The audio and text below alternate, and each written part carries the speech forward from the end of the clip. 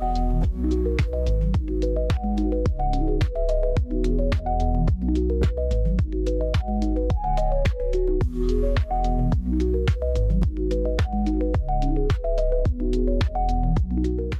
guys asked for it in our survey, so here it is.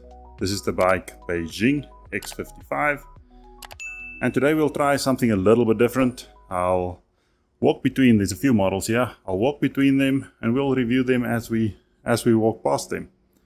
In terms of the different variants, you get the Dynamic, the Elite and the Premium. The Dynamic starts off at 425,000 Rand. The Elite ups that sticker to about 465,000, and the Premium, which is the top of the range variant, comes in at just below 500,000 Rand altogether. The important thing to note, you do not get a service plan with that. That's an additional 16,000 Rand. The engine across all these derivatives are exactly the same. It's a 1.5 litre petrol engine. It is turbocharged and it produces 130 kilowatts of power and 305 Newton meters of torque. For the gearbox, you get a 7-speed dual clutch automatic gearbox, which for town driving is ideal. You don't want to be changing gears all the time when you're stuck in traffic, so I guess that's a good win. Fuel consumption on the X55 is indicated as 7.2 in certain areas and 7.8 in others. Road tests are typically closer to 9.5 or 10, so that would be a more realistic number to look at. Fuel consumption isn't as great as what you would get on, let's say, a Starlet Cross or a Suzuki Franx, but this is a much bigger vehicle, so there will be a trade-off in terms of size versus the fuel consumption at the end of the day. Overall, it's not bad compared to most other cars in the segment. I think finds it in a similar spot. If you had a diesel option, that would probably have decreased that quite a bit, but unfortunately that is not available.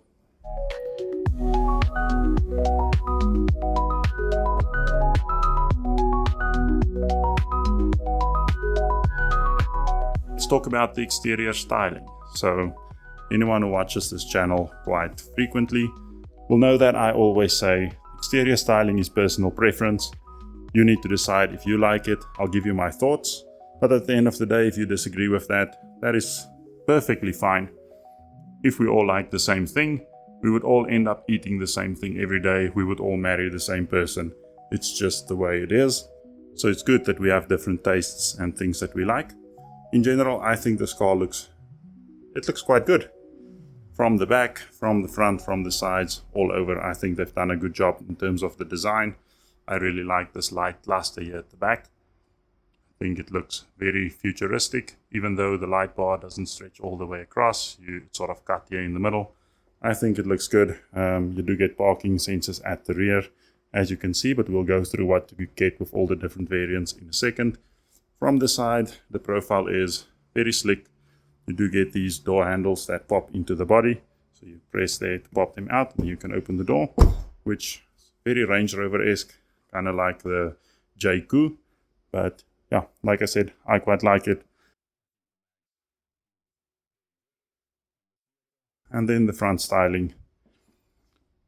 There's not much to complain about. I think it looks futuristic.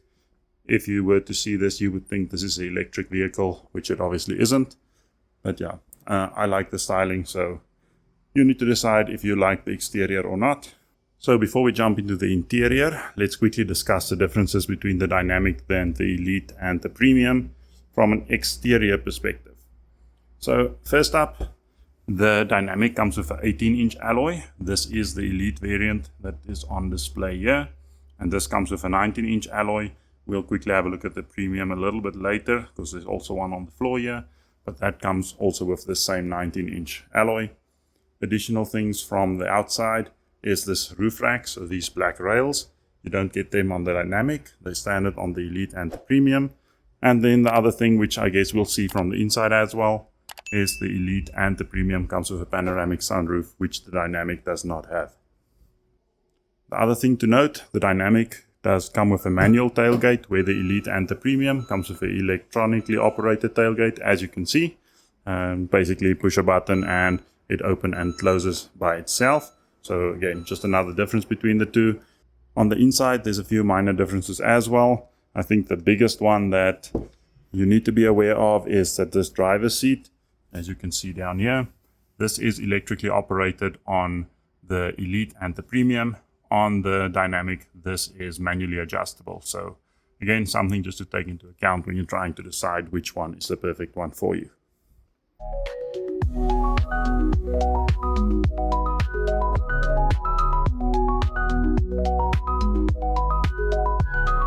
Let's take a look at the interior. It's very much the same between the Dynamic and the Elite. So this is the Elite model that we're looking at now. Overall, it is a well put together interior. You do get sport seats across both the Dynamic, the Elite and the Premium. The Dynamic and the Elite comes with this black and grey combination. And this is PU leather, so artificial leather that you get. And then there's a sole here with brushed aluminium inserts. I think these seats look very good. They're also very comfortable and very supportive when sitting inside the vehicle. For infotainment, you get this big screen here in the middle. It would have been nice if it had a bit more buttons. You also get an electronic instrument cluster here at the front. The other cool thing is that this compartment here in the middle, it is quite deep and it is cooled. That is for the Dynamic, the Elite and the Premium. So your drinks will be cool if you leave them in there. Then you get this massive gap, which we've become accustomed to for most of the Chinese brands. And you have that one USB port there. You don't get Apple CarPlay or Android Auto with this infotainment system. So that's something to note.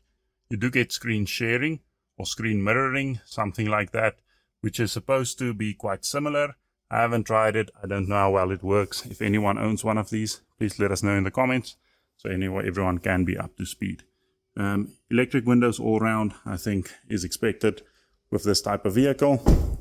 Moving into the rear, it's pretty much the same sort of feeling in terms of upholstery. You do get ISOFIX on both the outer seats. And if I can get in here, I can just show you the amount of room. So knee room wise, there's plenty. I could probably adjust this front seat a little bit more back for my optimal driving position. But overall, there's heaps of space in here. You get this gorgeous panoramic sunroof that stretches all the way to the back. You also get an air vent and a USB port all the way down there. There's just one though, so if you have a sibling sitting next to you, something to take into consideration. There's going to be a fight back here. Let's quickly have a look at the boot before we jump into the Premium, so I can just show you how the interior on the Premium looks. It is a little bit different to what we see here.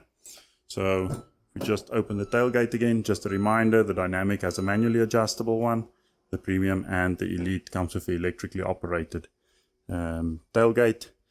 I think the one nice thing in here, just boot space wise, I'll put that on the screen. I think it's about 350 liters or 300 liters, somewhere around there. I'll just put it on the screen so you can know exactly what that is. But having this parcel cover or boot cover and a place to store it is one of the biggest wins, I would say. So that latches in here for anyone that isn't familiar. But having a place to store that is big. Yes, I know the jack is over there. It's supposed to go in there, so it's not going to be like that when you get the vehicle. And then if you lift all of this up, you do have a spare wheel at the bottom there. It is a space saver though, so just be aware of that. Oh, the other thing I wanted to mention is that, if the camera would just focus, there's a 12-volt socket here, and that these seats are 60-40 split, so you can basically pull a lever and fold them down for even a bigger boot if you wished. Cool. Let's quickly walk around to the Premium. I guess the first thing to note is that the Elite and the Dynamic, there's no parking sensors at the front, so you'll see it's basically supposed to be there, but there's nothing there, and also there, but there's nothing there, as that is the Elite and not the Premium. So this is the Premium model. From the outside, it's the same thing. Not a lot you can tell in terms of is this a Premium or not until you get to the front. There is a parking sensor, and then the one there above the number plate, and you've got another one on that side. And then the big changes is happening inside. So if we can open this door, we quickly show you. You get these red sport seats in this one, and these are perforated, and this is a more premium leather than the artificial leather that you find in the other ones. These seats are heated and ventilated, meaning that they can heat you up or they can cool you down, which is, I guess, a nice function to have. There's also memory for the seats in this one. So if you have quite a tall or quite a short partner, that is something that you will find beneficial. You also still get this massive sunroof overhead. And then this comes with ambient lighting as well. A whole lot of different colors that you can pick from. And then 8 speakers where the Elite has got 6. The Dynamic only has 4. You can see the ambient lighting there in the door handle or whatever you call that. Overall, the rear is pretty similar. You just also get the perforated seats all the way back here. Like I said, this top of the range model comes in at $499. The one thing we have not covered is service and warranty. So service plan, as mentioned earlier, you need to buy that additionally. It's about 16,500 Rand, if I remember correctly, in terms of the length and the kilometers. I'll put that on the screen as well as the warranty information. In general, these brands come with quite a decent warranty, just to give you that peace of mind if you decide to buy one of these. Just another one of the exterior features which I find quite fascinating is the spoiler being sort of split in two. Well, let me know if you guys would consider this as your next car. I quite like it. I think you're already seeing quite a lot of this on the road. And let's be honest, this won Car of the Year for a reason. And it is proved to be quite popular. That's going to be the video. Hopefully you guys enjoyed it. Let me know if you enjoyed this way of shooting this. It's something we can revisit in the future. Cool, thanks.